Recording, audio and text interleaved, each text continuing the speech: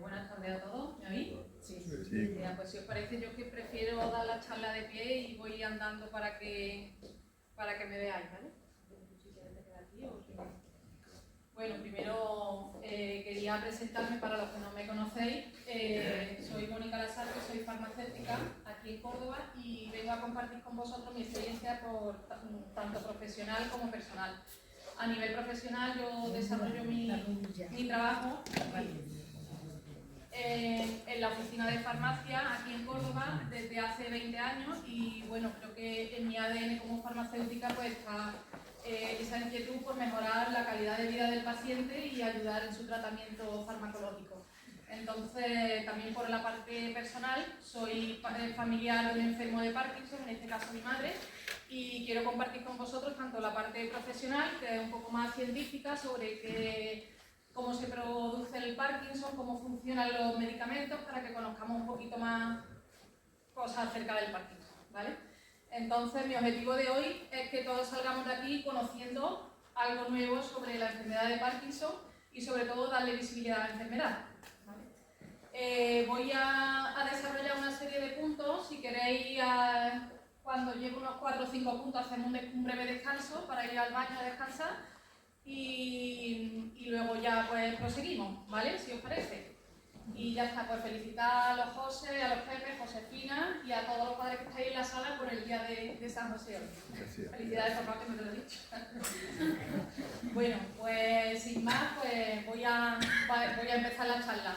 Deciros que si me extiendo un poco, que me paréis, que si tenéis que salir o tenéis que iros, que os salgáis con total libertad, porque yo cuando empiezo a hablar cojo carrerilla y no paro. Entonces, si no me he explicado bien, queréis que repita algo, alguna duda o cualquier cosa, pues me paráis y lo hablamos, ¿vale? Quiero que la charla sea un poco interactiva y que pongamos un poco toda nuestra experiencia en común para ayudarnos unos a otros y darle visibilidad precisamente a esta enfermedad.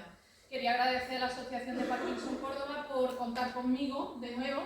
Cuando me dijo Antonio de dar una charla, pues yo encantada, la di hace apenas un mes en el Colegio de Farmacéuticos y bueno, como el tema del sonido y la grabación no fue del todo bien, pues me ofrecí para darla otra vez por si queríais tenerla grabada, por si os puede servir de ayuda tanto para los pacientes como para los cuidadores o para cualquier familiar o amigo que conozcáis que tengáis sospecha o que pueda padecer esta enfermedad, ¿vale?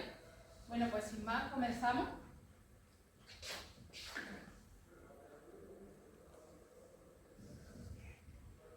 Estos son los puntos que voy a tratar esta tarde en la ponencia. Vamos a hablar sobre qué es la enfermedad de Parkinson, qué es exactamente a nivel neurológico y a nivel fisiológico en qué consiste la enfermedad de Parkinson, la etiología y el diagnóstico, o sea, cómo se detecta y por qué se produce la enfermedad de Parkinson y qué factores pueden provocar o pueden afectar para el desarrollo de la enfermedad. El tratamiento farmacológico, en esta parte pues me extenderé un poquito más por mi profesión para explicar un poco el mecanismo de acción de los medicamentos que tomáis. El papel nuestro del farmacéutico en la detección precoz de la enfermedad. Nosotros como farmacéuticos no vamos a hacer ningún diagnóstico de la enfermedad de Parkinson, pero sí que es verdad que somos un eslabón importante para poder detectar ante cualquier sospecha de enfermedad de Parkinson, poder sugerirle tanto al paciente como al familiar que acudan al neurólogo y acudan al médico para que le descarten una posible enfermedad de Parkinson o que la confirmen, ¿vale? Entonces, en ese sentido, nuestro papel como farmacéuticos es observar al paciente y asesorarle, ¿vale? Otra terapia alternativa, hablaré del IFU, que es es como una operación con ultrasonido y la estimulación cerebral profunda. El tratamiento de síntomas no motores, porque el Parkinson, como dice el título de esta conferencia, es multidisciplinar. El Parkinson no solo se aborda desde el punto de vista farmacológico, sino que hay una serie de síntomas que no son solo motores, como por ejemplo síntomas mentales, de depresión, tratamiento de alucinaciones, en fin, hay una serie de síntomas y el Parkinson se tiene que abordar desde distintos ángulos, no solo a nivel médico, sino también a nivel psicológico, a nivel de terapia, de ejercicio, que eso lo comentaremos más adelante. medidas complementarias, aparte de la medicación, que es lo que puede hacer que mejorar la evolución de la enfermedad de Parkinson. Y luego hablaré un poquito sobre la Asociación de Parkinson Córdoba, pondremos un vídeo para el que no conozca la asociación, darla a conocer, y por último las conclusiones, ¿vale? Bueno, pues comienzo.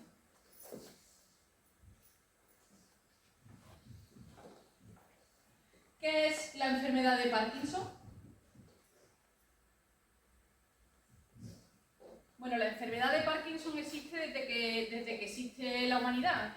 Fue en el año 1818 cuando el médico Parkinson le puso su nombre a esta enfermedad porque descubrió que una serie de pacientes presentaban un cuadro clínico similar, con temblores, rigidez, bradicinesia, dificultad en el movimiento, y todos esos pacientes que tenían un cuadro característico similar reaccionaban bien con la levodopa, con la dopamina. Entonces, Parkinson le puso nombre a esta enfermedad y le denominó enfermedad de Parkinson. Pero ya desde antiguamente la enfermedad de Parkinson existía y la levodopa era el antídoto contra esta enfermedad.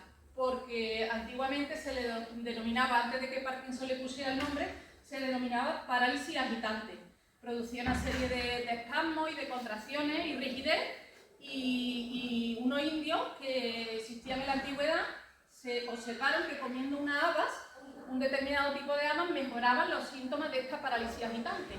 Entonces ellos se dieron cuenta que tomando esta haba, después se descubrió que esas habas tenían un alto contenido en levodopa, y por tanto se descubrió que la levodopa era el tratamiento más eficaz frente a los síntomas motores del Parkinson, ¿vale? O sea que el Parkinson existe desde el inicio de la humanidad. Lo que pasa es que en el año 1818 fue cuando Parkinson le puso el nombre a esta enfermedad, ¿vale? Voy a explicar un poquito cómo se produce la sinapsis entre las neuronas en el cerebro. Eso es una neurona. La sinapsis es la transmisión del impulso nervioso que se produce a nivel cerebral entre una neurona y otra. En el cerebro existen estas neuronas que tienen la cabeza, que es como la estrellita esta, y una cola, y a continuación otra neurona con la cabeza y la cola, a continuación otra, de manera que el impulso nervioso va pasando de una neurona a otra, ¿vale? Y se produce el movimiento o la contracción o lo que sea. En un cerebro sano, las neuronas funcionarían de esa manera. ¿Qué ocurre en la enfermedad de Parkinson? Bueno, la enfermedad de Parkinson es una degeneración progresiva de las neuronas dopaminérgicas. ¿Qué quiere decir eso? En el cerebro existen muchas neuronas que liberan muchos neurotransmisores. Habría escuchado adrenalina, serotonina, noradrenalina, dopamina. Bueno, pues precisamente las neuronas dopaminérgicas, es decir, las neuronas que liberan dopamina, en el caso de los enfermos de Parkinson están deterioradas. Entonces se produce una degradación o una destrucción progresiva de estas neuronas, con lo cual hay menos cantidad de dopamina en el cerebro y esa dopamina no puede transmitir el impulso nervioso de una neurona a otra. ¿Qué hace la dopamina? Bueno, cuando una dopamina... Voy a pasar a la siguiente.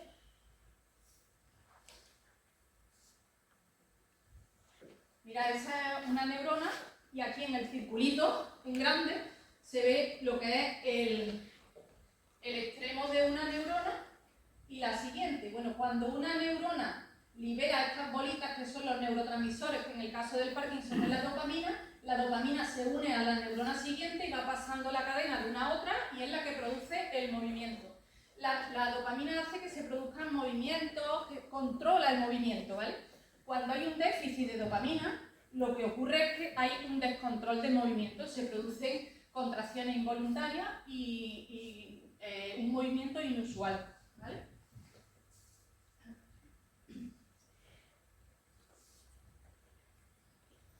Mira, esto es una imagen mucho más esquematizada de lo que es una neurona. Esa es la neurona presináptica, la primera, y esa es la neurona siguiente. O sea, de esta neurona pasa a la siguiente y las pelotitas esas verdes, que luego iré nombrando a lo largo de la charla, es la dopamina. Esta dopamina que libera esta neurona se une a la siguiente y transmite el impulso nervioso para controlar el movimiento.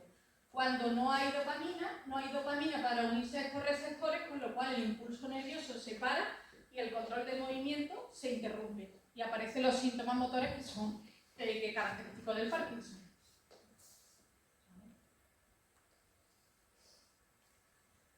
Esto es un poquito lo mismo, es lo que es una neurona y cómo se transmite de uno a otro para transmitir el impulso nervioso, ¿vale?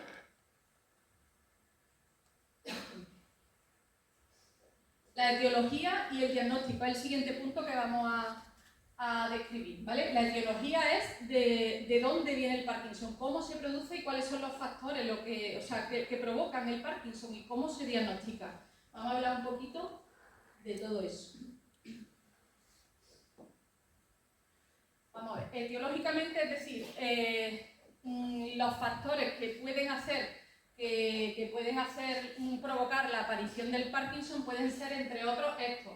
La edad, claro, obviamente, cuanto mayor edad hay un mayor deterioro de las neuronas, pero no solo las neuronas dopaminérgicas, sino todas las neuronas en general. Entonces, al aumentar la edad hay mayor probabilidad de desarrollar la enfermedad de Parkinson, aunque también se han detectado Parkinson de detección precoz antes de los 40 años, ¿vale? Se me ha olvidado antes de apuntar, seguramente había escuchado hablar de los cuerpos de Levy, ¿vale? Los cuerpos de Levy son unas proteínas que se acumulan a nivel del cerebro. En las personas que tienen Parkinson aparece una acumulación de estos cuerpos de Levy en el cerebro, con lo cual un diagnóstico, por ejemplo, que ya lo hablaré más tarde, por ejemplo un TAC o un SPEC, pueden visibilizar la acumulación de estos cuerpos de Levy en el cerebro y pueden anticipar o pueden diagnosticar la enfermedad de Parkinson, ¿vale? Los cuerpos de Levy son unas proteínas que en condiciones normales estarían como bolitas, así, formando como un collar de bolas. Pues las personas que tienen Parkinson se produce una alteración en el plegamiento de esa proteína y esas proteínas que deberían de estar como un collar así alineado se pliegan sobre sí mismas y forman como una maraña. Esos son los cuerpos de Levy. Y esos cuerpos de Levy se acumulan en la sustancia negra del cerebro y se puede ver perfectamente en un TAC cómo hay acumulación de cuerpos de Levy en personas que tienen Parkinson. Incluso hay acumulación de cuerpos de Levy a nivel del intestino que permiten identificar la enfermedad de Parkinson incluso antes de que hayan síntomas cerebrales, ¿vale? Entonces hemos dicho que sobre todo la edad, al aumentar la edad hay más probabilidad de que se desarrolle la enfermedad de Parkinson. Factores ambientales, pues la exposición a factores ambientales por ejemplo, de drogas, de sustancias tóxicas o, vamos a decir, drogas un poco más duras.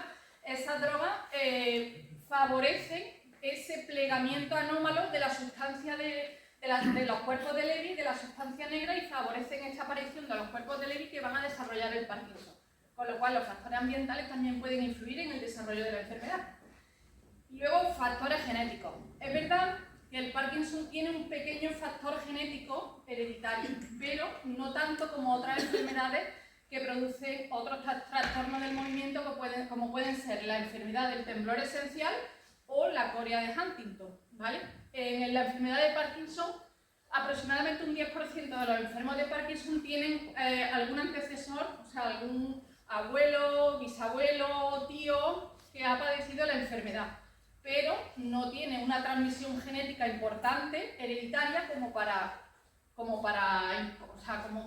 preocuparse, como por ejemplo puede ser la enfermedad de la corea de Huntington, que es una enfermedad también que afecta al temblor, pero es una enfermedad puramente hereditaria. O sea, la persona que tiene el gen de la corea de Huntington alterado tiene un 50% de probabilidad de que su hijo también desarrolle la enfermedad. En el caso del Parkinson no, ¿vale? Vamos a seguir.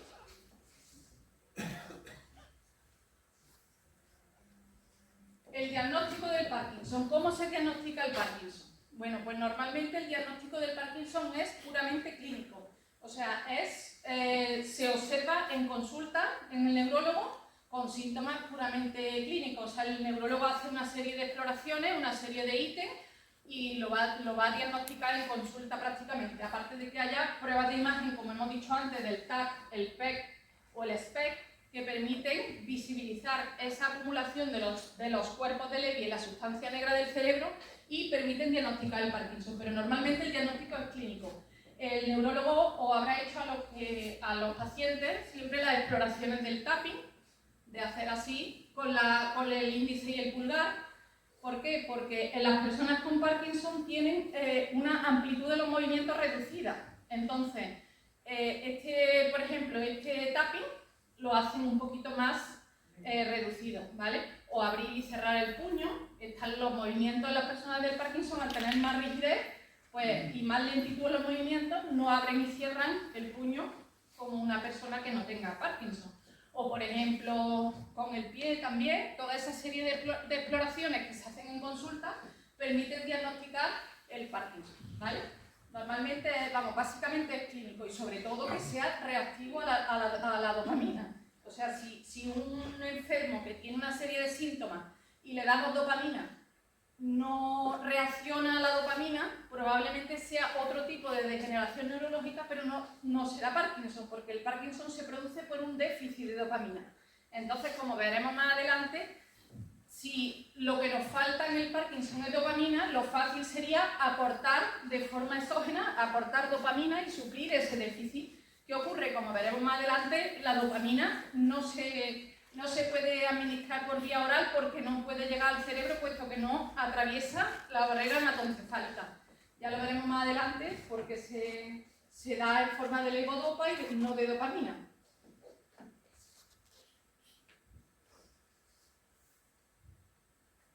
Bueno, aquí voy a hablar un poco de los signos y síntomas, porque a mí me gusta más hablar de enfermos de Parkinson más que de enfermedad de Parkinson. La enfermedad de Parkinson no es igual para todos los individuos, aunque tienen un patrón común. No todas las personas desarrollan la enfermedad con los mismos síntomas. Hay personas que tienen más rigidez, personas que tienen más temblor, y depende de la degradación neuronal que tengan, los síntomas de una persona a otra son diferentes. Voy a poner un pequeño vídeo para que veáis, a ver cómo diagnosticaríais vosotros qué persona tiene Parkinson de las que salen en el vídeo. ¿Vale?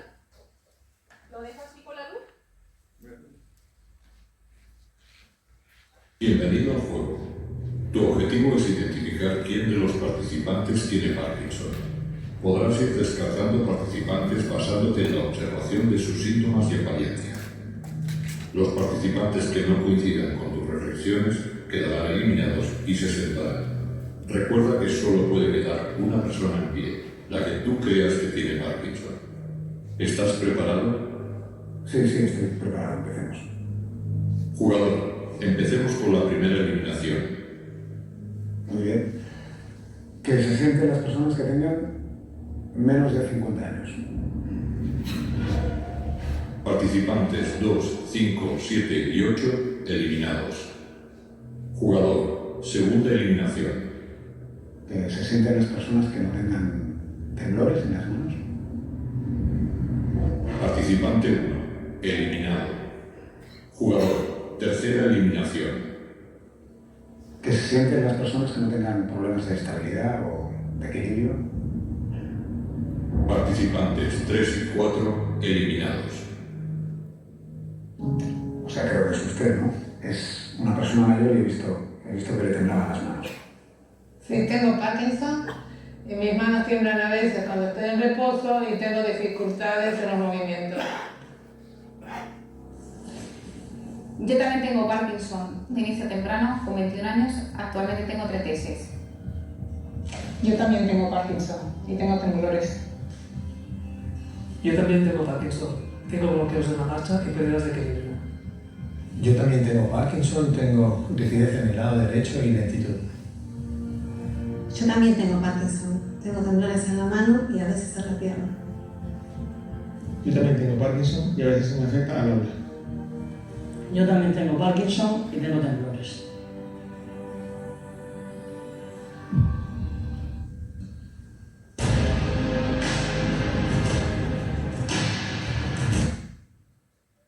¿Veis? Pues aquí en el vídeo podemos ver que no podemos dar nada por sentado, o sea que una persona a lo mejor que aparentemente no tiemble puede tener Parkinson. no tiene por qué tener todos los síntomas. Ahí salen personas de distinta edad, personas con rigidez, con temblor. Normalmente siempre el temblor del Parkinson es un temblor asimétrico, es decir, que solamente en un lado del cuerpo. Mientras que, por ejemplo, y es un temblor en reposo. Mientras que, por ejemplo, en el temblor esencial se produce el temblor no solo unilateral en un lado del cuerpo, sino en los dos, y generalmente se produce en movimiento, no en reposo. Ese pequeño detalle también permite diferenciar unas enfermedades de otras, ¿vale?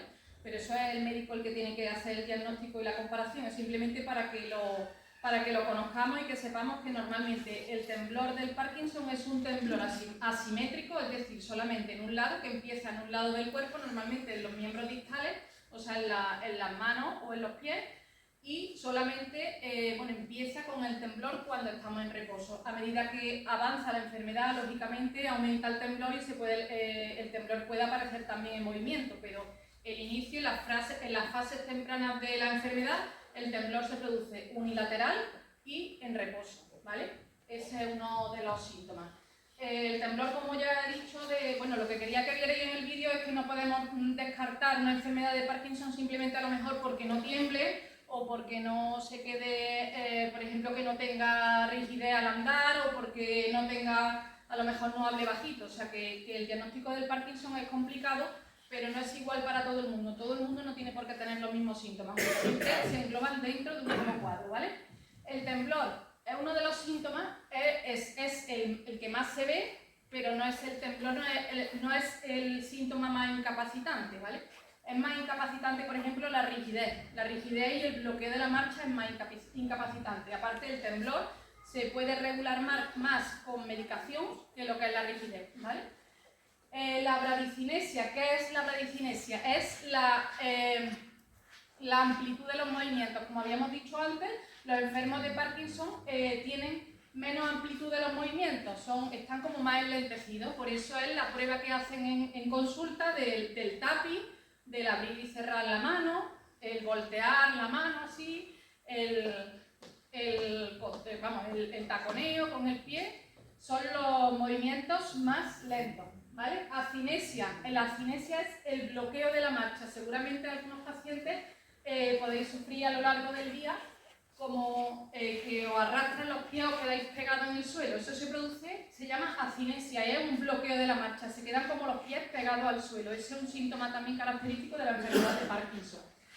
Inestabilidad postural. La inestabilidad postural suele ir un poquito encorvado hacia adelante, ¿vale? El enfermo de Parkinson tiende un poco a ir hacia adelante y tener poco equilibrio y poca coordinación en los movimientos.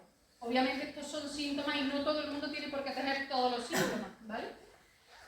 La hipocinesia también son movimientos lentos, son movimientos, por ejemplo, a la hora de escriben más pequeñito, o a la hora de hablar, hablan más bajito también, se afecta al bulbo olfatorio, a nivel del olfato, también se produce un déficit a nivel de olfatorio.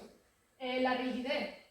La rigidez es una contracción muscular, se produce en rigidez pues, a nivel sobre todo de rueda dentada. Seguramente algunos que cuando hayáis ido a consulta, el médico os gira las muñecas, ¿vale? Las muñecas y los tobillos, y en el enfermo de Parkinson se produce un efecto como de rueda dentada, como que no va fluido, ¿vale? Se produce una resistencia al movimiento. Esa es la rigidez que se produce en el caso del Parkinson. Y la distonía son contracciones voluntarias de uno o más músculos, normalmente a nivel de aquí del cuello, que hacen que el paciente se encuentre pues también rígido, ¿vale? Todos esos síntomas son síntomas característicos de la enfermedad de Parkinson. Como he dicho antes, no todo el mundo tiene que tener todos los síntomas, pero cualquier aparición de estos síntomas podría hacernos sospechar de la presencia de una enfermedad de Parkinson, ¿vale? Continuamos. Bueno, pues ya entramos, si queréis, en el tratamiento farmacológico, que me voy a extender un poquito más porque voy a explicar el mecanismo de acción de los distintos medicamentos, y ya a partir de ahí hacemos un breve descanso de 5 o 10 minutillos para ir al baño o descansar y continuamos, ¿vale? Pues voy a empezar con el tratamiento farmacológico, es decir, el tratamiento de medicamentos. El Parkinson no solo se aborda con medicamentos, también se aborda pues a nivel de cognitivo, a nivel físico, pero el tema del déficit de dopamina, la única opción que hay para compensar ese déficit de dopamina en el Parkinson es a través de medicamentos, ¿vale? Entonces, el tratamiento farmacológico va enfocado principalmente a elevar esos niveles de dopamina, que eran esos neurotransmisores que en el caso del Parkinson estaban destruidos, ¿vale? Y se alivian los síntomas, obviamente, y se mejora la calidad de vida. ¿Qué ocurre con la dopamina? Vamos a ver, la dopamina no se puede medir en el cerebro como se puede medir, por ejemplo, la glucosa, que nosotros pinchamos, hacemos una punción en el dedo, se mide la glucosa y en función de los niveles de glucosa yo puedo pinchar más o menos insulina para recuperar esos niveles de glucosa en sangre. Bueno, pues la dopamina a nivel del cerebro es imposible medirla, o sea, yo no puedo saber cuánta dopamina tengo en el cerebro para aplicar la medicación, con lo cual esa medicación se tiene que ir ajustando en función de los síntomas que tenga el paciente, ¿vale? Los enfermos de Parkinson tienen episodios de on y off en función de los niveles de dopamina que van teniendo a lo largo del día. Cuando los niveles de dopamina son óptimos porque nos hemos tomado la medicación y estamos bien, estamos en estado de on y los síntomas desaparecen. No tenemos temblor, rigidez o tenemos menos. Cuando esa medicación deja de hacer efecto o llegamos a fin de dosis, empieza a bajar la curva y entramos en el estado de off, ¿vale? Que es cuando aparecen los síntomas característicos de la enfermedad de Parkinson. ¿Qué se pretende con la medicación? Pues que esas curvas entre el on y el off sean cada vez más planas. En vez de que haya picos, pues que se atenúen esos picos para que el paciente pueda tener una mejor calidad de vida y pueda realizar sus actividades diarias más o menos normales, ¿vale?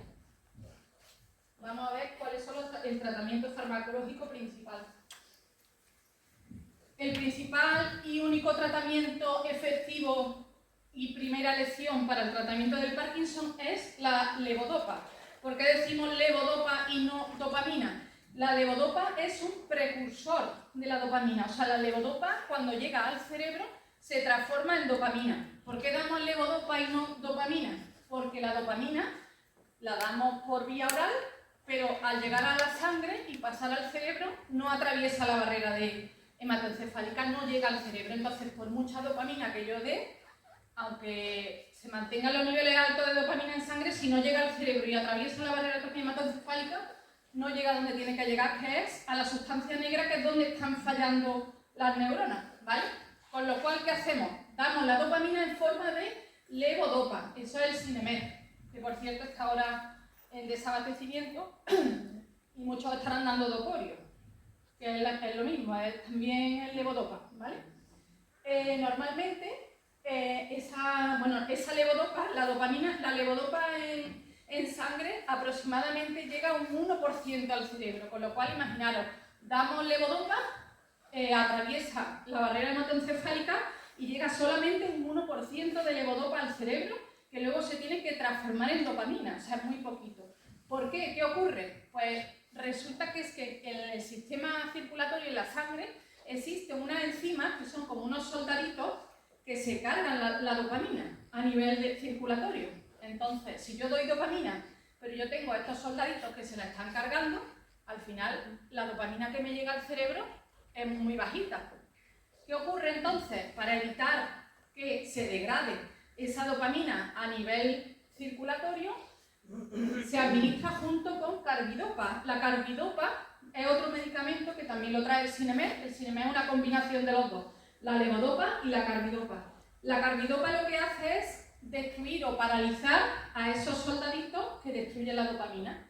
Con lo cual, por un lado, estamos dando levodopa y dopamina para que llegue al cerebro y por otro lado, le estamos dando también la carbidopa, que lo que hace es paralizar a esos soldaditos que destruyen la dopamina. ¿Qué conseguimos con esto? Pues que llegue al cerebro, en vez de un 1%, llega a un 10% de levodopa, ¿vale? Llega al cerebro, se transforma en dopamina y llega a la sustancia negra y a la neurona, las pelotitas verdes que habíamos visto antes, ¿vale? ¿Qué ocurre normalmente en los pacientes con Parkinson? Pues los pacientes con Parkinson tienen comprometido el sistema digestivo, es decir, que tienen enlentecido el sistema gástrico, el vaciamiento gástrico. Con lo cual, cuando nosotros tomamos cualquier cosa, un medicamento o un alimento, se absorbe a nivel del intestino, no del estómago. Con lo cual yo ese medicamento, la levodopa, tengo que hacer que llegue al intestino para que se absorba. Si se queda en el estómago, no va a llegar a ningún sitio. ¿Qué pasa? Que el enfermo de Parkinson, al tener enlentecido el vaciado gástrico del estómago, probablemente al intestino llegue poca cantidad de levodopa. No en todos los pacientes, pero en algunos. Por eso se han diseñado otras formas de administración de levodopa que no sean por vía oral, ¿vale? Se ha diseñado, por ejemplo, la levodopa inhalada, que no tiene que atravesar el tracto digestivo, con lo cual da igual que tengamos el vaciamiento gástrico comprometido, porque como es vía inhalatoria por la boca, pasa directamente al sistema circulatorio.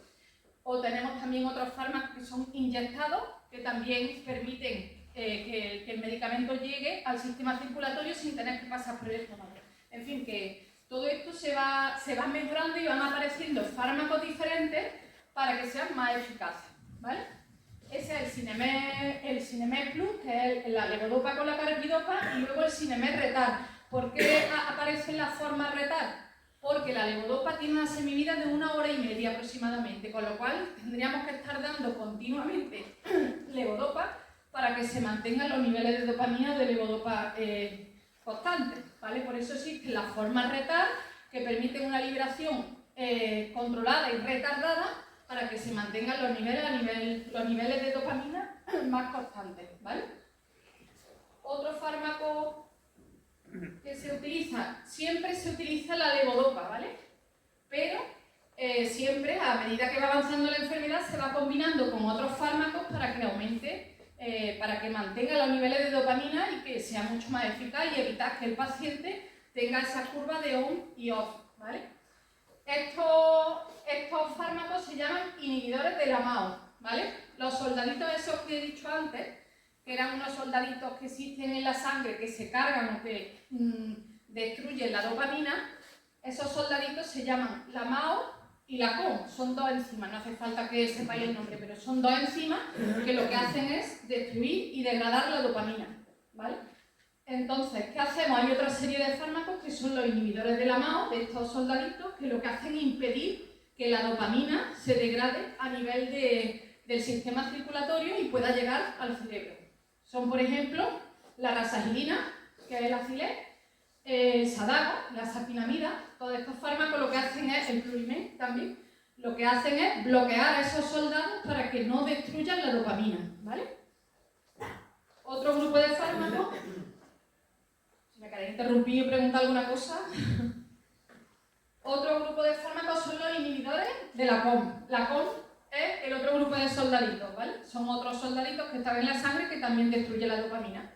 Con lo cual, estos fármacos, como por ejemplo la opicapona, que es el Ongentys, es un fármaco muy bueno y muy potente porque bloquea esta enzima, a los soldaditos los bloquea no solo a nivel periférico de la sangre, sino también a nivel cerebral. Esto permite aumentar los niveles de dopamina, ¿vale? La entacapona y la tolcapona, esos son otros fármacos que también bloquean a los soldaditos destructores de la dopamina. Nosotros queremos hacer dos cosas con la medicación. Una es suministrar la dopamina que nos falta y otra es bloquear a todo el que destruya la dopamina en sangre. Entonces combinamos siempre distintos tipos de fármacos. La levodopa, que es el Sinemet, con la carbidopa, junto con otra serie de fármacos que lo que hacen es paralizar a los soldaditos para que no destruyan la dopamina y así llegue más cantidad de dopamina al cerebro, ¿vale? Otro grupo de fármacos son los fármacos anticolinérgicos. Este es el Artane, se utiliza menos el Artane. Se utiliza a veces, bueno, tiene muchos efectos secundarios, se utiliza a veces en las fases iniciales de la enfermedad, pero normalmente se utiliza asociado al resto de fármacos. O sea, casi todos los enfermos de Parkinson tienen el Sinemet como base de tratamiento y acoplado luego otra serie de fármacos. Algunas veces se introduce el Artane que disminuye bastante el temblor, pero no la rigidez. Entonces eso ya es el médico el que tiene que valorarlo. Otro grupo de fármacos.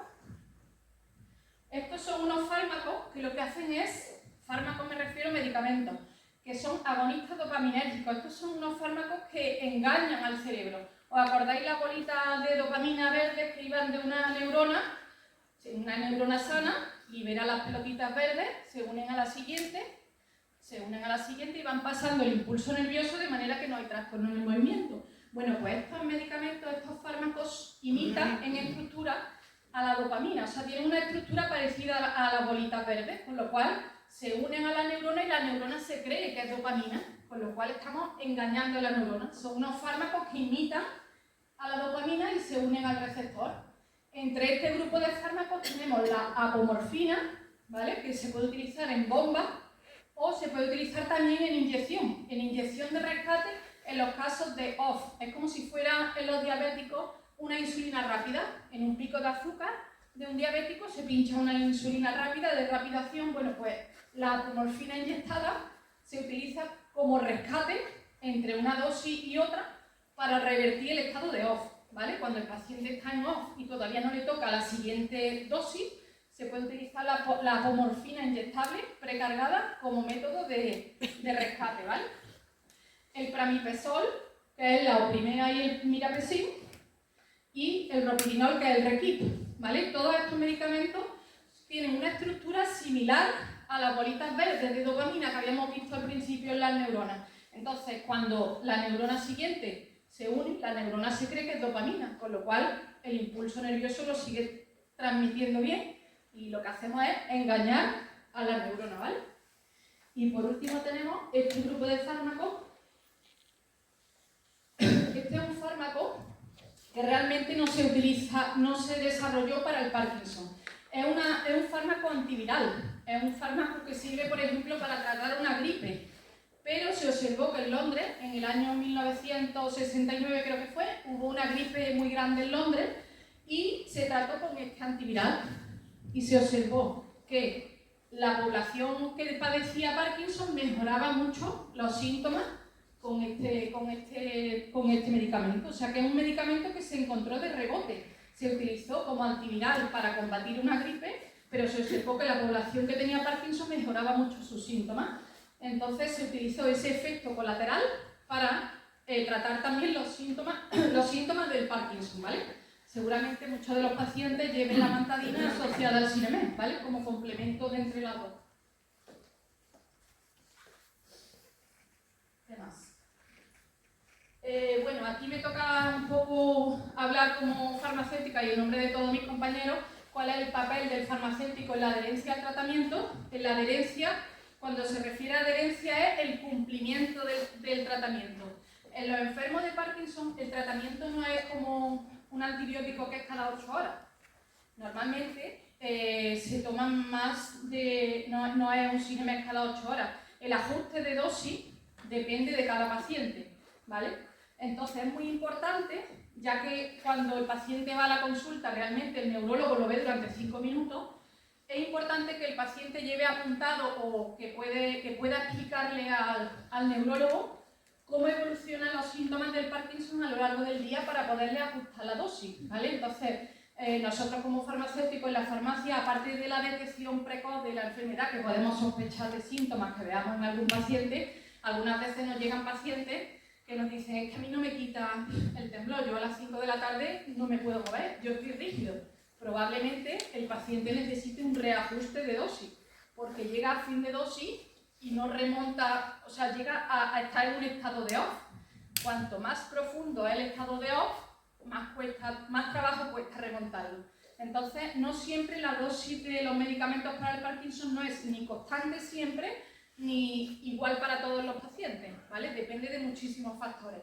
Depende de factores, pues, como por ejemplo la alimentación, el estado anímico, el estrés, el nerviosismo, todo eso afecta a la liberación de dopamina. Entonces, como yo había dicho antes, la dopamina no se puede medir, como medimos la glucosa y damos insulina. La dopamina es difícil de medir, entonces con la medicación es el paciente el que tiene que sugerirle al médico los distintos cambios para que esa curva, en vez de tener tantos picos, sea cada vez más plana, ¿vale? Entonces es importante que le diga al paciente al médico que, oye, pues por la tarde a las 7 yo no me puedo mover, yo me tomo la pastilla a las 5 y a mí no me hace efecto hasta las 9. Eso es importante porque a lo mejor media pastilla de Sinemet o por ejemplo la forma retal o una apomorfina de rescate inyectada o un Imbrija inhalado, por ejemplo, puede permitir que el paciente entre una toma y otra no entre en estado de off y pueda desarrollar sus actividades diarias con mayor normalidad, ¿vale? Entonces, el papel del farmacéutico, nosotros tenemos que, hombre, ya que gracias a Dios en España existe una red de farmacias que permiten prácticamente debajo de la casa de todo el mundo tener una farmacia que, hombre, que os apoyéis en nosotros a la hora de, hombre, somos profesionales cercanos, en ningún momento vamos a quitarle el papel al médico porque nosotros no vamos a diagnosticar, pero sí que podemos ayudar, sugerir, hablar con el paciente y explicarle un poco qué le puede suceder, porque todos los pacientes no son iguales y las distintas horas del día tampoco, y entonces un reajuste de dosis puede mejorar mucho la calidad de vida del paciente, ¿vale?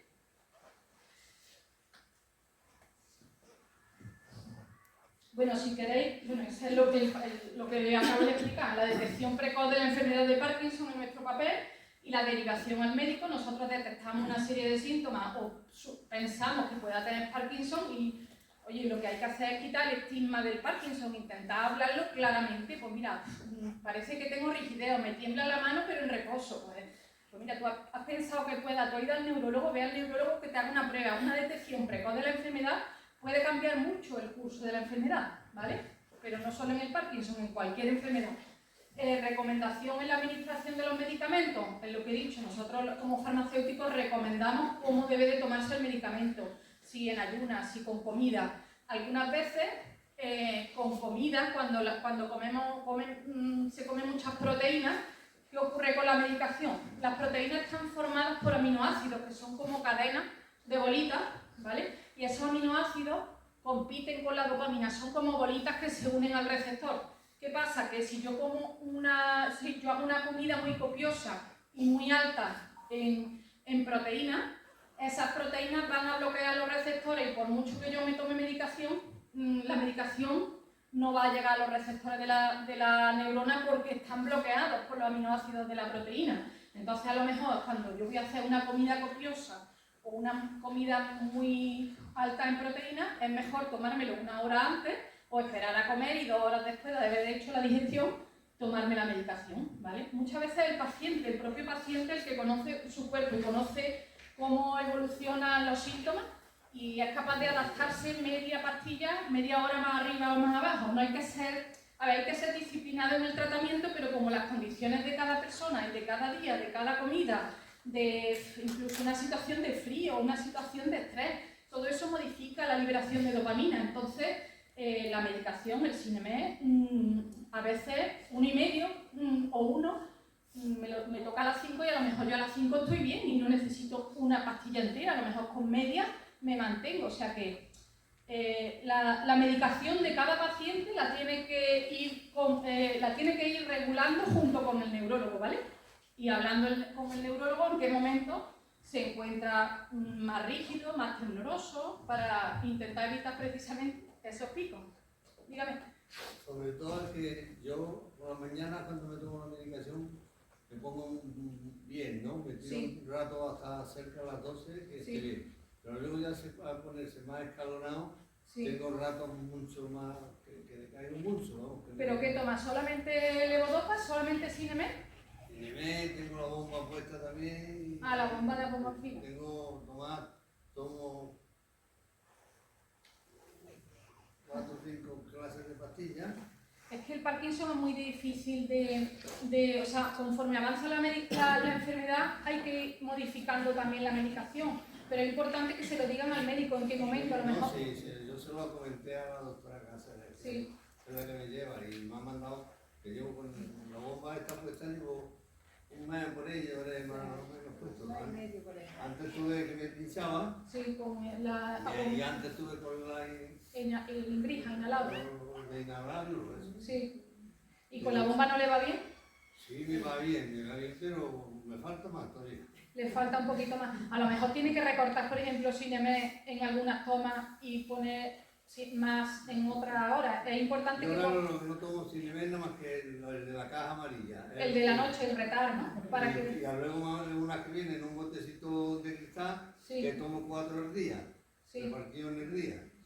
Pero que es importante a lo mejor que si no toma nada más que el Cinemet retar de la noche, a lo mejor la doctora le puede incorporar un Cinemet el normal, el amarillo.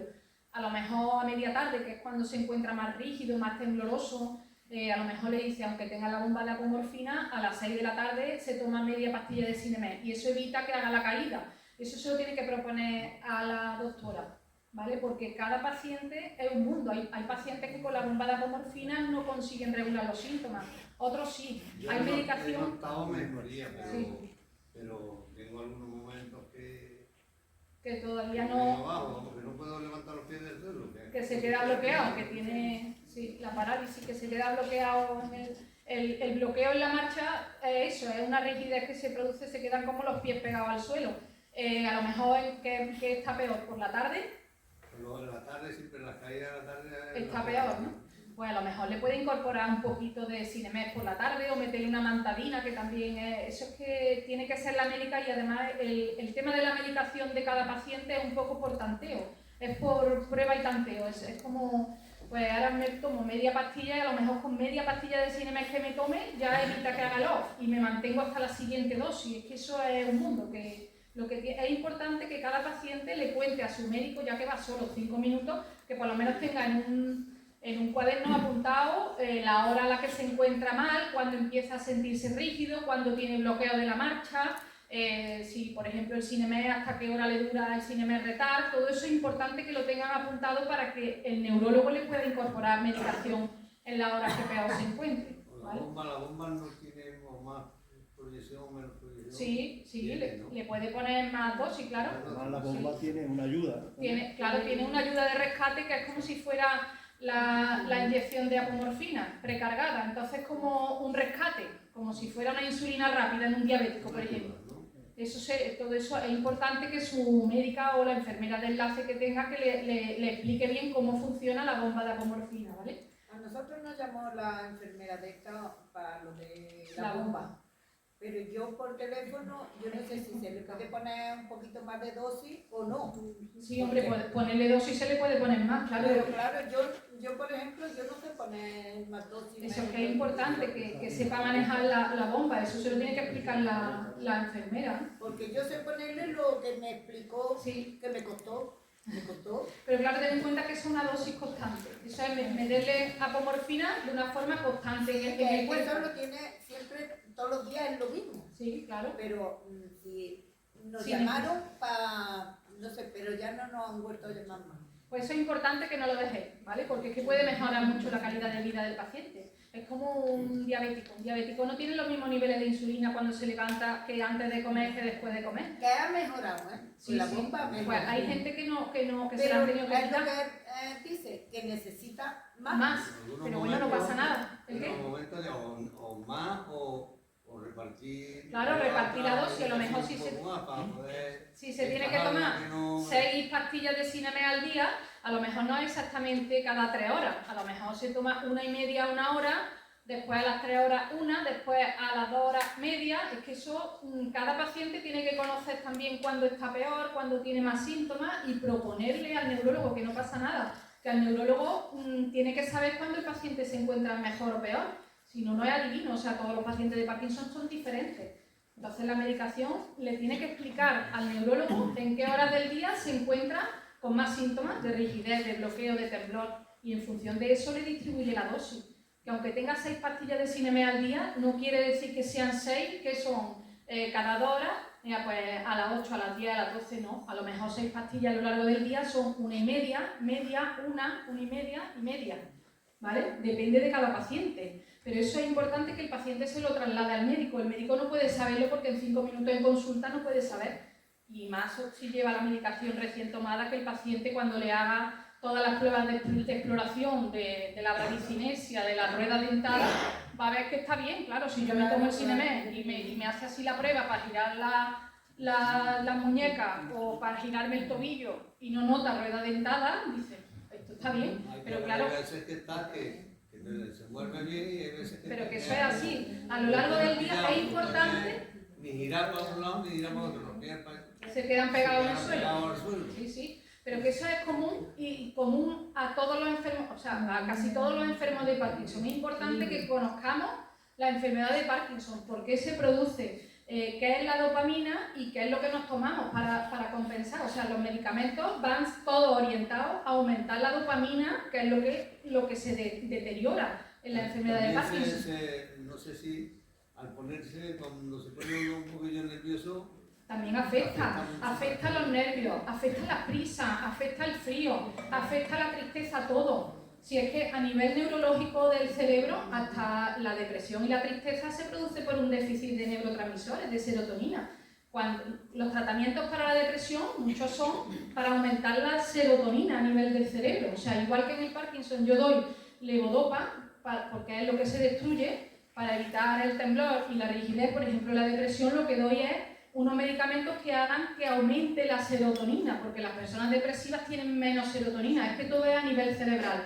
Tened en cuenta que en el cerebro es como una serie de un circuito de una neurona a otra que se van transmitiendo impulsos. Si cortamos el circuito por lo que sea, pues se altera todo, se altera el movimiento, se altera el estado de ánimo. Entonces lo que se trata con la medicación es reponer ese déficit de dopamina, de serotonina o en cada enfermedad lo que sea. En el caso del Parkinson es la dopamina. Entonces es importante que sepamos cómo funcionan los medicamentos, qué es lo que ocurre en la enfermedad de Parkinson y que sepamos conocernos como pacientes, los pacientes que se conozcan a sí mismos y que sepan en qué momentos cualquier paciente que lleve tiempo con la enfermedad de Parkinson es capaz de decir cuándo está bien de dopamina y cuándo no. O sea, que hay veces que llega la hora de la pastilla y si no es por una alarma en el móvil, el paciente no se acuerda. ¿Por qué? Porque en ese momento tiene dopamina suficiente, no le hace falta un aporte extra en la pastilla. Entonces a lo mejor esa pastilla hay que espaciarla un poquito.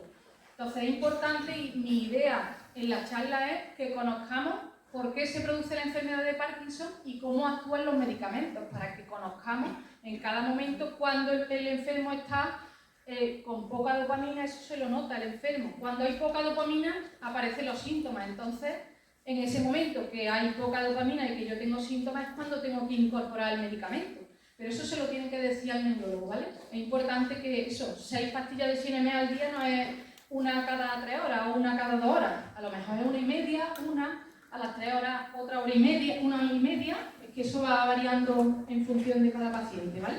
Que seamos un poco positivos y que tengamos un poquito de esperanza en las grandes farmacéuticas que están investigando y están saliendo pues nuevos medicamentos que están en desarrollo y que está orientado a mejorar la calidad de vida de los pacientes de Parkinson. En España hay alrededor de 200.000 diagnosticados, 200.000 enfermos de Parkinson, más los que hay sin diagnosticar, y es la segunda enfermedad neurodegenerativa después del Alzheimer.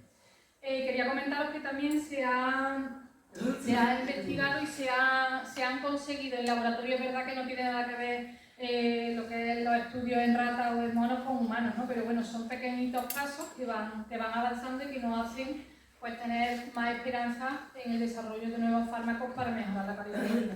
Se han desarrollado en ratas, se ha conseguido clonar células epiteliales y convertirlas en células cardíacas. Entonces, bueno, pues nos hace pensar que bueno, a lo mejor de células epiteliales pueden clonarse en células cerebrales, que son las neuronas, y bueno, pues a lo mejor, quién sabe, en un futuro son capaces de clonar células, clonar neuronas, llenarlas de dopamina y puede ser que, bueno, pues reponer esas neuronas dopaminérgicas que se degradan en la enfermedad de Parkinson. Son pequeños comentarios simplemente porque sepáis que las líneas de investigación van en ese sentido. En Japón están haciendo con células madre en cerebro. Sí, por eso que están haciendo ensayos y están haciendo muchas cosas. Es verdad que se empieza por ratones, ratas y monos, y que no es lo mismo un estudio en ratas que en humanos, obviamente, pero que se han clonado células epiteliales para convertirlas en células cardíacas y células epiteliales en neuronas a nivel de pequeños animales. O sea que en un futuro a lo mejor nos encontramos con la posibilidad de poder diseñar neuronas a medida, cargarlas de dopamina, inyectarlas y suplir. Pero nosotros ya no va a llegar más bien tarde. Bueno, no sabemos. voy a esperar. Bueno, pues... No hay que perder la esperanza. No hay que perder la esperanza. Yo voy a esperar que me llegue a mí. Bueno, pues aparte del tratamiento farmacológico que ya os he ido explicando antes, que va todo orientado a reponer esos niveles de dopamina que se producen, o sea, que se reducen en la enfermedad de Parkinson, hay otras terapias alternativas, como que no son farmacológicas, como son el IFU, ¿vale? Supongo que a lo mejor habéis oído hablar de él, el IFU, y la electroestimulación profunda, la estimulación cerebral profunda. Son dos técnicas que os voy a decir la diferencia y los beneficios de la diferencia entre una y otra, y bueno, deciros que todos los pacientes no son candidatos a hacerse una u otra, pero bueno, que hay pacientes que sí tienen el perfil y que pueden mejorar mucho la calidad de vida, ¿vale? Tanto la estimulación cerebral profunda como el IFU.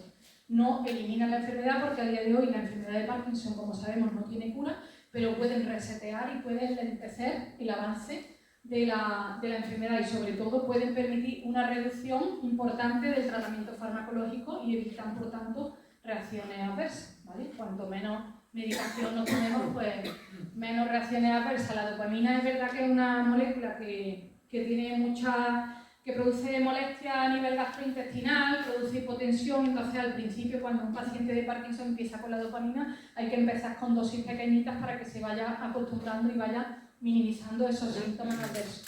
Si con una electroestimulación cerebral o un IFU podemos reducir la cantidad de medicación, pues mucho mejor, ¿vale? Voy a poneros y os explico las diferencias de una y otra.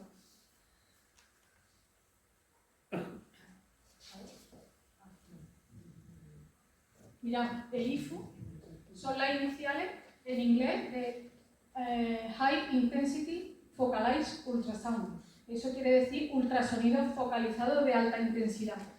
Esta intervención no es realmente una cirugía, puesto que no necesita una sedación profunda ni es en quirófano como tal.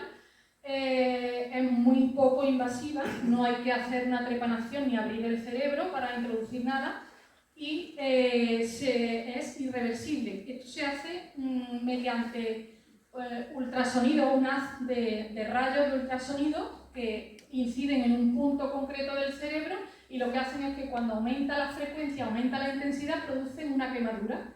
Entonces producen una quemadura en el cerebro en la zona que tiene dañada la persona, con lo cual esa quemadura obviamente es irreversible.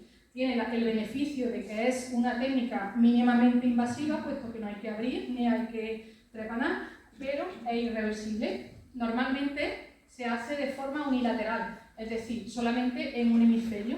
Sabemos que el hemisferio derecho es el que regula la parte izquierda del cuerpo y al contrario, el hemisferio izquierdo regula la parte derecha del cuerpo. Pues normalmente el IFU se hace o en un lado o en otro, ¿vale? Ya en España se está haciendo en muchos hospitales, en Madrid, en Móstoles, en Navarra y aquí en Reina Sofía también se está haciendo el IFU, tanto para el Parkinson como para el temblor esencial, ¿vale? La técnica es la misma, se introduce el paciente en como una resonancia, se hace una resonancia a tiempo real, pero en vez de que dure 20 minutos, dura 4 horas. El paciente está consciente, perfectamente consciente, puesto que tiene que colaborar a la hora de encontrar ese punto diana donde el médico va a hacer incidir ese rayo de ultrasonido y producir la lesión, ¿vale? Y luego la estimulación cerebral profunda, bueno, decir que el IFU es ambulatorio, o sea, el paciente nota los efectos inmediatos. Normalmente se nota, se mejora mucho la rigidez, o sea, es prácticamente inmediato. Y es ambulatorio, el paciente nota los efectos en el mismo momento de la cirugía. De hecho, tiene que estar colaborando con el médico, ¿vale? El médico le va diciendo una serie de cosas, o que cuente al revés, o que haga así, para que ellos vayan buscando el punto diana, y cuando ya tienen el punto diana aumentan la frecuencia, y al aumentar la frecuencia se produce la lesión, ¿vale? ¿Qué iba a decir yo? Dime. ¿Qué tipo de Parkinson se trata con el IFU? Con el IFU se trata el Parkinson normalmente unilateral, el que tienen más... A ver, normalmente el Parkinson es asimétrico, empieza en una parte, en un solo lado del cuerpo. Pues ya que el IFU se hace solamente en un lado del cerebro, normalmente se hace en personas que tienen una afectación asimétrica, es decir, que tengan los síntomas sobre todo en un lado, que tengan, por ejemplo, un 80-20, un 90-10 de afectación, no en pacientes que tengan afectado por igual los dos lados, ¿vale? Entonces, un paciente, por ejemplo, que tenga más afectado el lado derecho, que tenga, por ejemplo, un 80, eso lo hacen los neurólogos en consulta, mediante las técnicas de tapping van poniendo una puntuación, ¿vale? Y le hacen las pruebas del dedo, del otro, y van poniendo una puntuación de rigidez y de temblor en cada lado del cuerpo. Cuando el paciente tiene un lado dominante, el IFU está más indicado, ¿vale? Porque como que le arreglan esa parte del cuerpo, ¿vale? Le hacen el IFU en el lado, por ejemplo, izquierdo y le resetean el lado derecho, que es el que tiene más afectado. Normalmente se hace cuando es asimétrico, ¿vale? Había oído que se trataban los temblores. Se trata el temblor, pero se nota el temblor, lo que permite reducir la medicación. Obviamente mejora el temblor, pero lo inmediato que nota el paciente es la rigidez. O sea, que le quita más rigidez. Obviamente quita el temblor, pero que la rigidez, las personas, los enfermos de Parkinson que tienen mucha rigidez, es lo primero que notan en el IFU. Después de hacerse el IFU, notan que tienen mucha menos rigidez. El temblor disminuye bastante, claro. Pero es verdad que todos los enfermos no son candidatos para hacerse el IFU, tienen que hacer un estudio también, un TAC craneal para ver si el cráneo y el cerebro tienen el tamaño adecuado y sobre todo pacientes que cognitivamente no están mal, ¿vale? ¿No hay caso que se haya hecho en pacientes que se ha generalizado, no unilateral? Se está haciendo en los dos, pero no los dos a la vez, ¿vale? Porque hacerlo en los dos hemisferios a la vez aumenta los efectos secundarios. Entonces, normalmente, cuando un paciente tiene afectación asimétrica en el lado, por ejemplo, derecho, se le hace el IFU en el lado izquierdo y resetea la enfermedad. O sea, eso no es que le desaparezca, sino que le resetea la enfermedad. Como que le hace que resete unos pocos de años de evolución. La enfermedad sigue evolucionando, pero es como si hubiéramos dado 5 o 6 años para atrás, con lo cual permite también reducir la medicación. A lo mejor a los 2 años le tienen que hacer la otra parte, ¿vale? Le hacen el IFU en la parte derecha porque le ha evolucionado la enfermedad y está empezando con síntomas en la otra parte del cuerpo. Y además, ¿vale? además de la rigidez y de los temblores, ¿El qué? Además de la rigidez y del temblor, ¿se sabe si se trata otros síntomas como la distonía, por ejemplo? La distonía también, claro. La distonía, sí, además un montón, se nota. Sí. Pero, por ejemplo, el IFU se utiliza para muchas cosas, no solo para el Parkinson, para el temblor esencial también se utiliza el IFU, lo que pasa es que ese haz de rayo focalizado no va en el subtálamo. O sea, en el caso de los enfermos de Parkinson, eso es una subtalamotomía, se incide el haz en el subtálamo del cerebro, mientras que las personas que tienen temblor esencial, el IFU se hace sobre otra zona del cerebro diferente, ¿vale? Pero normalmente no se hace en los dos hemisferios a la vez porque al producir una quemadura, una abrasión en el cerebro, tened en cuenta que el cerebro es muy delicado y no solo le puede afectar, puede por ejemplo afectar al habla, afectar al movimiento, entonces tiene efectos secundarios que es muy complicado dar en un punto, aunque sea con el ultrasonido de alta frecuencia y todo, pero a veces que se afecta, por ejemplo, al habla, a la escritura. Entonces no se aconseja que se haga en los dos hemisferios simultáneamente, ¿vale? La estimulación cerebral profunda, a diferencia del IFU, sí que es una cirugía que requiere, es una implantación de electrodos intracraneales, o sea, requiere trepanación, hay que abrir el cerebro. Esa es la ventaja que tiene, que es que puede ser reversible, mientras que cuando yo en el IFU provoco una quemadura, eso es irreversible. En el caso de los electrodos me permite regular desde fuera, desde una batería. Los electrodos son como si fuera un marcapasos, permite regular la intensidad del impulso desde fuera y es reversible, perdón. Y se puede hacer bilateral en los dos, ¿vale? Y es con cirugía. Os voy a poner un vídeo para que veáis un vídeo sobre el IFU para que veáis cómo se hace, puesto que es el menos conocido hasta ahora, ¿vale?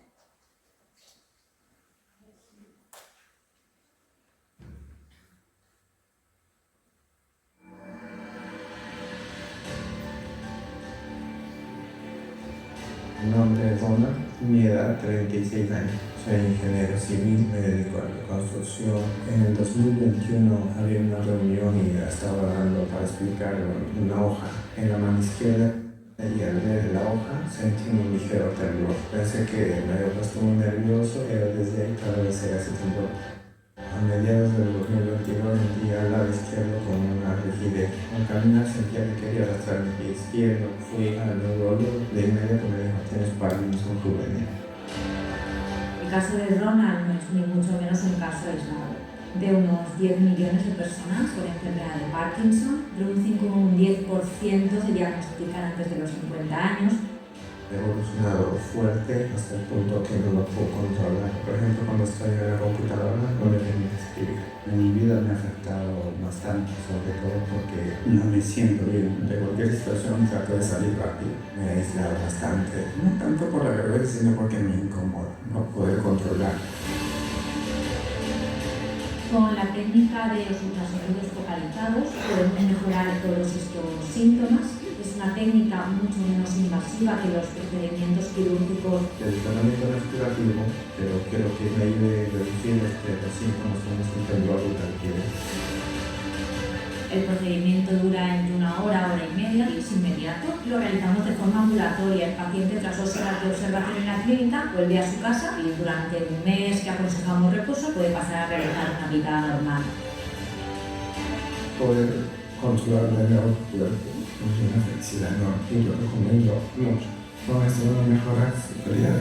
Ahora trabajar, seguir el curso de la vida, pero voy a ganar y disfrutar mucho.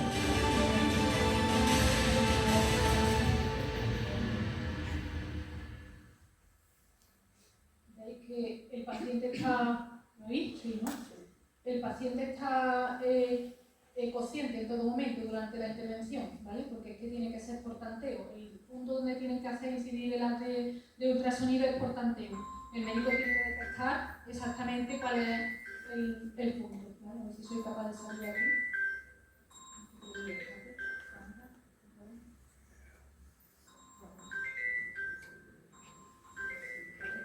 Se me sale de la presentación.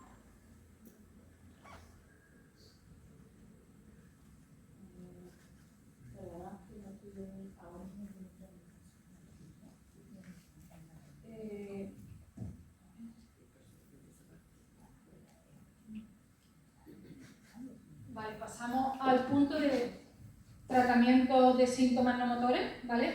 El Parkinson no solamente son síntomas motores a nivel de movilidad, de rigidez, también existen otros síntomas no motores que también hay que tratarlos. Por eso, ¿se me oye con el micrófono? Sí. Por eso el título de la charla, que es abordaje multidisciplinar de la enfermedad del Parkinson, ¿vale? Vamos a ver cuáles son esos síntomas no motores.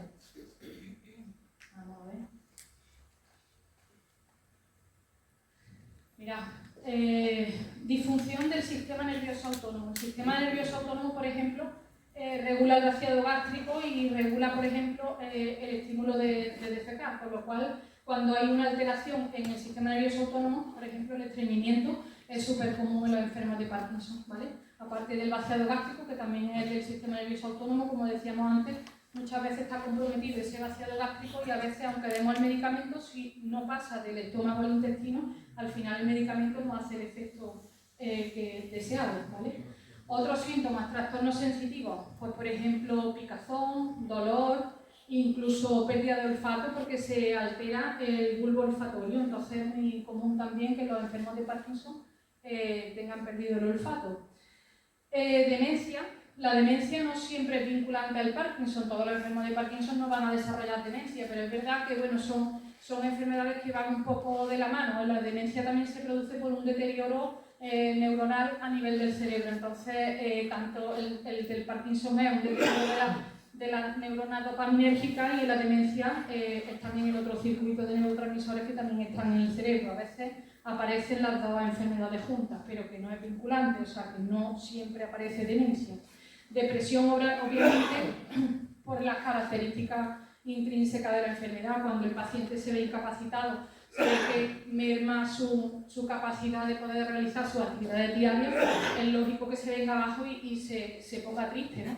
Entonces, a veces también hay que tratar al enfermo en ese campo, no solo reponerle la dopamina que le falta, a veces también La depresión que padece el paciente también hay que tratarla, no hay que olvidarla, por eso hay que también recurrir a profesionales como psicólogos, psiquiatras, y bueno, se puede compaginar perfectamente un tratamiento del Parkinson con un tratamiento antidepresivo, ¿vale? Trastornos de ansiedad generalizada, obviamente por lo mismo la depresión y la ansiedad van relacionadas. Alteraciones del sueño. Normalmente los enfermos de Parkinson tienen alteraciones de la fase del sueño REM. ¿Qué quiere decir eso? Es la fase del sueño más activa. Estos pacientes, aunque durante la noche, realmente cuando un paciente de Parkinson está dormido no tiene el temblor del Parkinson, es como si el interruptor de la enfermedad se desconecta. Pero sí que es verdad que hay descarga a nivel de motora y es normal que tengan pues, como contracciones involuntarias, que den patadas, que hablen en alto, que peguen voces, pero eso es súper corriente. En personas que tienen Parkinson, la alteración del sueño en la fase REM es muy corriente, ¿vale? Alucinaciones y psicosis. Esto me lo preguntaba él también, me lo preguntaban por allí, que si qué puede ocurrir cuando aumentamos la dopamina, o sea, si yo me tomo más cantidad de dopamina de la que mi cuerpo necesita, ¿qué ocurre? Bueno, pues el Parkinson y la esquizofrenia son dos enfermedades que son opuestas. El Parkinson se produce por un déficit de dopamina y la esquizofrenia se produce por un exceso de dopamina. ¿Qué ocurre? Que como la secreción de dopamina no es constante y a veces con la medicación estoy dando más dopamina de la que necesito, a veces puede ocurrir que aparezcan síntomas relacionados o característicos de la esquizofrenia. Eso no quiere decir que el paciente tenga esquizofrenia. Son síntomas que son característicos, por ejemplo, alucinaciones, visiones, pues psicosis. Esos síntomas es como que son síntomas de que está sobrepasado de dopamina, ¿vale? Porque a veces es muy difícil contrarrestar la dopamina que produce nuestro cuerpo con la que le incorporamos de fuera. Entonces, hombre, que sepáis que si notáis alguno de esos síntomas, de alucinaciones, de visiones, de, no sé, movimientos así un poco de inquietud, pues que se lo comentéis al médico, porque a lo mejor en esa toma están un poco pasados de rosca de dopamina, ¿vale? Os voy a poner un pequeño vídeo, a ver. No, todavía no. Medidas complementarias. Os voy a hablar un poquito de las medidas complementarias que hay que hacer, que hay, aparte de la medicación y de acudir al psicólogo y eso, de otras medidas complementarias que ayudan a mejorar la calidad de pacientes de enfermos de Parkinson. El ejercicio es súper importante para las personas que tienen Parkinson, para todo el mundo en general, pero para el paciente con Parkinson más todavía, para controlar el equilibrio, para controlar la coordinación de los movimientos, para fortalecer la musculatura y los huesos, es súper importante. Luego os pondré un vídeo que, si me permitís, bueno, que veáis el ejemplo. Mi madre lleva haciendo tai chi, aikido durante muchos años y le ha ayudado mucho a la hora del equilibrio, de la coordinación, hombre, el equilibrio y la coordinación están muy comprometidos en el Parkinson. Es verdad que el enfermo de Parkinson el equilibrio lo tiene un poco regular. Una dieta equilibrada, no hay una dieta estándar para el paciente con Parkinson, una dieta equilibrada, o sea, hay que comer de todo y variado. Fruta, verdura, proteína, pescado, no está nada contraindicado, ¿vale?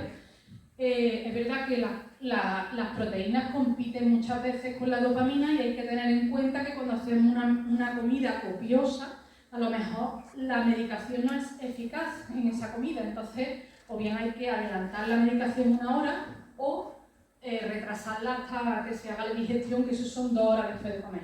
Pero vamos, eso son cosas puntuales, simplemente una dieta equilibrada, ¿vale?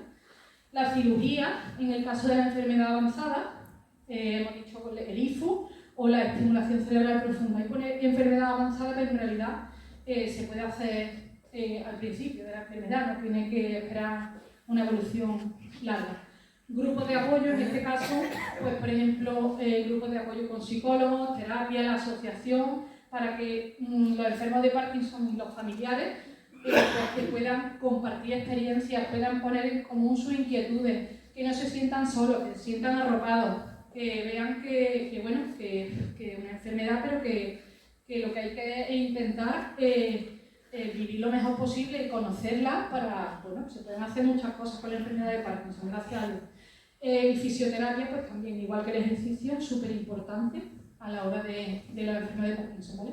Para las personas que no conocen la Asociación de Parkinson Córdoba, voy a poner un pequeño vídeo de Alfonso haciendo, bueno, aquí en el centro, no sé qué días son, los martes y los jueves, que hacen ejercicios con Alfonso para mantener el cuerpo activo, ¿vale? Os voy a poner el pequeño vídeo.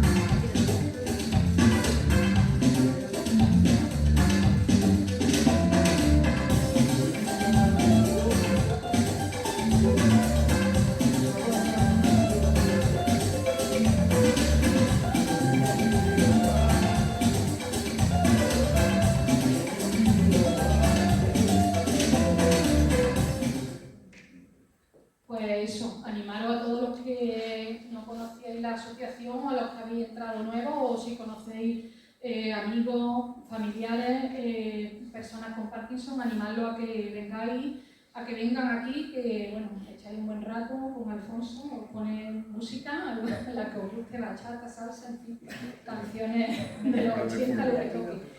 Y bueno, se trata de mover un ratito el esqueleto y echar un buen rato, que es súper importante mantener la cabeza bien ocupada, ¿vale?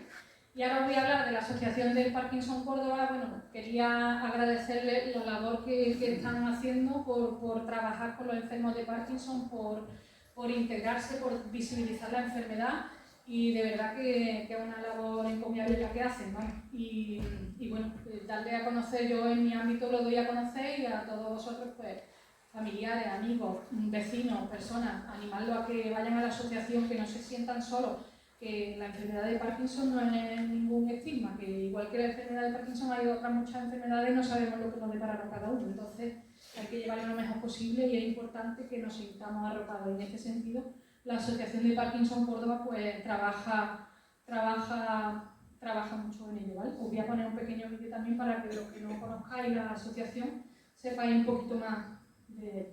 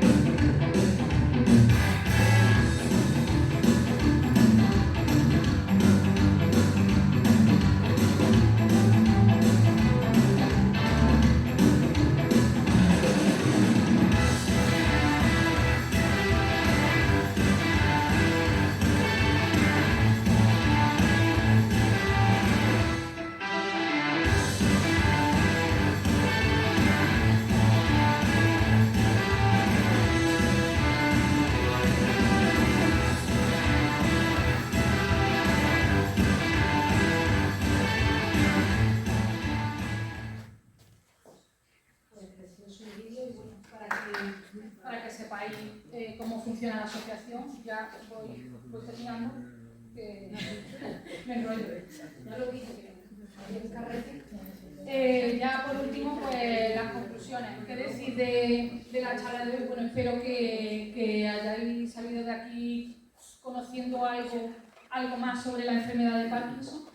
Que sepáis que es un abordaje multidisciplinar, que no solo es una relación paciente-médico, paciente-neurólogo, que es importante que también se cubran otros aspectos no motores, no solo el temblor y la rigidez lo que hay que solucionar la enfermedad de Parkinson, también a nivel mental, con el psiquiatra, con el psicólogo, grupos de ayuda, hacer mucho ejercicio y bueno, que en definitiva pues tomárselo con el mejor espíritu posible porque no queda otra, ¿vale? Si me permitís, quiero compartir mi experiencia. Ya hoy he hablado un poco de mi experiencia a nivel profesional como farmacéutica.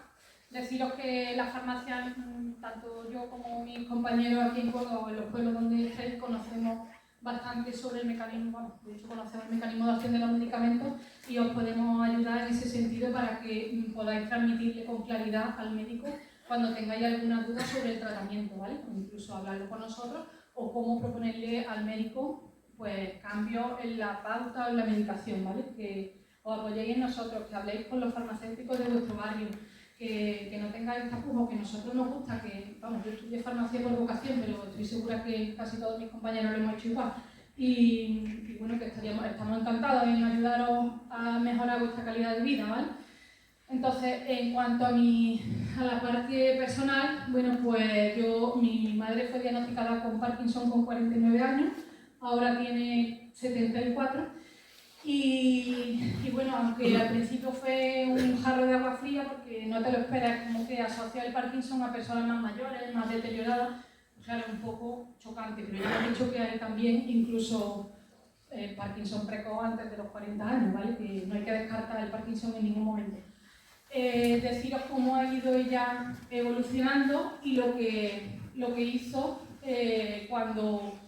después de intentar asimilar el jarro de agua fría del diagnóstico, pues cómo afrontar la enfermedad y cómo intentar, tanto por ella como todos los que estamos alrededor, pues poder llevar la enfermedad lo mejor posible y que le cambie el curso de la enfermedad en el sentido de que a pesar de ser consciente de sus limitaciones, de que la enfermedad de neurodegenerativa, eso está claro, pero bueno, dentro de eso, pues intentar poner de su parte y hacer todo lo posible, que me consta que muchos de vosotros lo hacéis con todas las actividades que hacéis, la asociación, de andar, de ejercicio, de talleres con el psicólogo, bueno, me parece fantástico.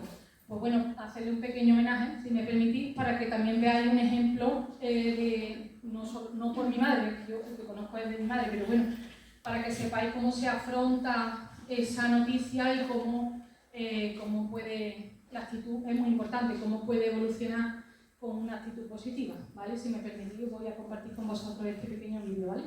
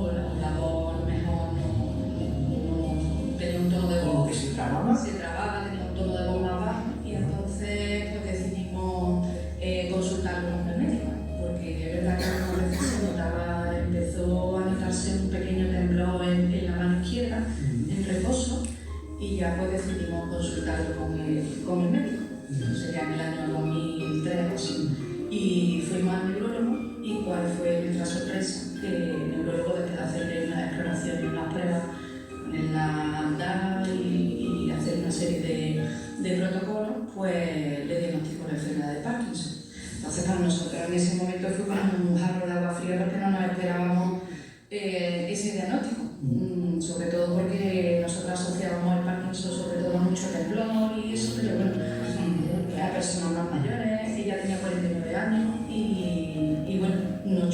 bastante y fue muy despacio, nos informamos sobre la enfermedad, sobre el tratamiento farmacológico. Al principio el neurólogo le puso una serie de medicaciones, iba observando cuando mejoraba y cuando llegaba a fin de dosis, porque el Parkinson tiene una serie de fluctuaciones a lo largo del día, entonces hace como muchos picos, on y off, y cuando entra en estado de off, pues el cuerpo empieza a quedarse más rígido, hay como más dificultad en los movimientos, y con todo esto, después de tanta experiencia y de tantos años, pues conocemos que no hay una enfermedad de Parkinson, sino enfermo de Parkinson, porque cada persona tiene unos síntomas y una evolución de la enfermedad diferente.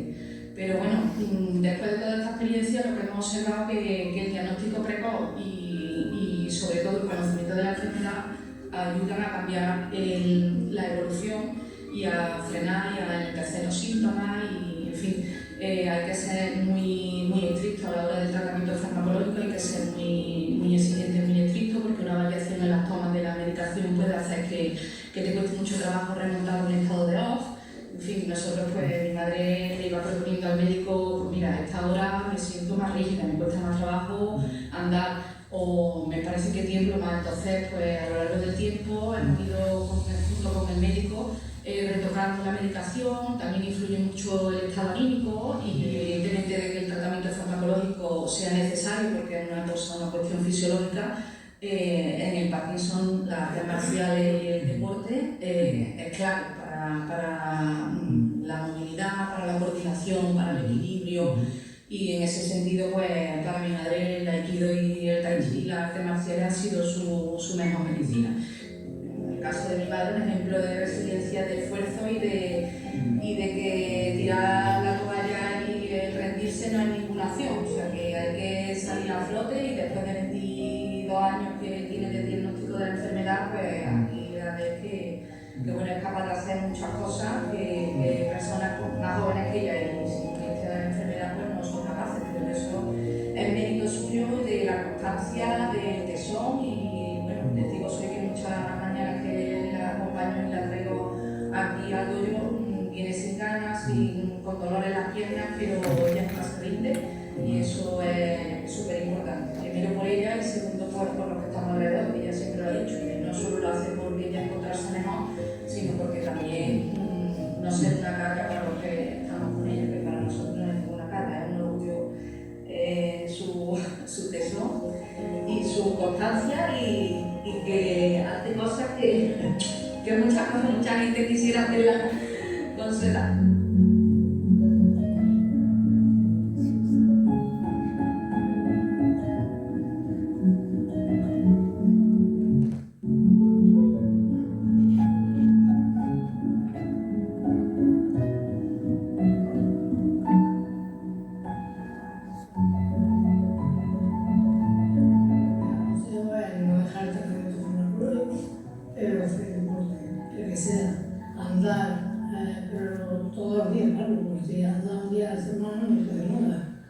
Tai chi, además me consulté con el médico.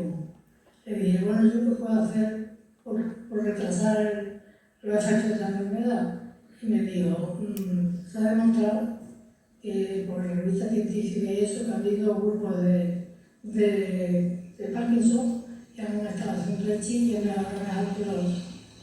Así que Tai chi, y yo, pues mira, a Tai chi le pones con el fuerte. Y me pareció un tono agradable y luego después veía lo de Aikido hacer los ejercicios y yo me voy a quedar a verlo. Y me ha gustado tanto que también me quedé. Entonces los días que hago, yo no todos los días. El cinturón es honorífico. Es por venir todos los días y por hacer un esfuerzo. Claro, el escalón que yo tengo que subir son 2 escalones más que lo que tiene que subir a la gente ahora. Pero bueno, aquí estamos. Un aplauso.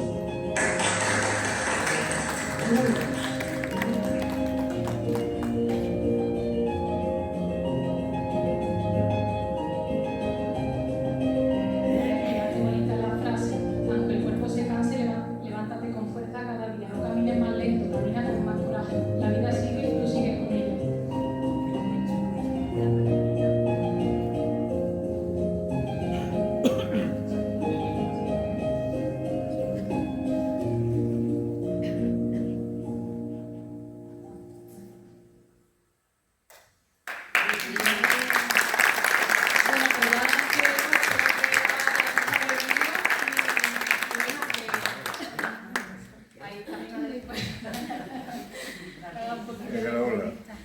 ya está, voy a terminar con una frase que me gusta mucho de Chaplin, que me encanta, y para que lo apliquemos todos, tanto pacientes como familiares, como todo el mundo. Es una frase que me gusta mucho. La vida es una obra de teatro que no permite ensayo, por eso canta, ríe, baila, llora y vive intensamente cada momento de tu vida, antes de que el telón baje y la obra termine sin aplauso. ¿Vale? Entonces es una frase muy bonita que viene un poco al hilo de lo que estamos hablando hoy, ¿vale? Hay que disfrutar la vida, no sabemos lo que nos va a deparar y afrontar las cosas con fuerza, con alegría. Es verdad que no somos de piedra y tenemos nuestros días, pero bueno, que podemos echar una mano unos a otros y apoyarnos, tanto los compañeros como los demás profesionales, tanto médicos, farmacéuticos, psicólogos, psicoterapeutas y nada, que cualquier cosa que necesitéis. Estoy en la farmacia, tengo la farmacia Virgen de Fátima y bueno, tanto yo como el resto de compañeros, cualquier duda que tengáis, que queráis preguntarles, seguro que estarán encantados de responderos. Si bien lo sabemos, os ayudaremos, y si no, pues estaremos encantados de poderos ayudar, ¿no? ¿Vale? Pues